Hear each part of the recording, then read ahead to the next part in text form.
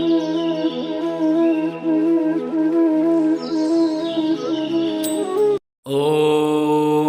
श्रीगणेशाय नमः।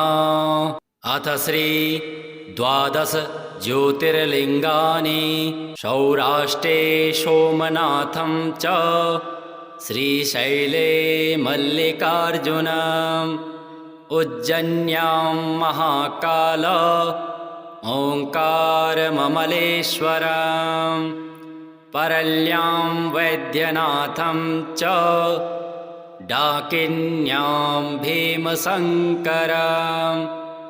सेतुबन्धे तु रामेशं नागेशं दारुकावने वाराणस्यां तु विश्वेशं त्र्यम्बकं गौतमीतटे हिमालये तु केदारं घुषमेशं च शिवालये एतानि ज्योतिर्लिङ्गानि सायं प्रातः पठेन्नरः सप्तजन्मकृतं पापं स्मरणेन विनश्यति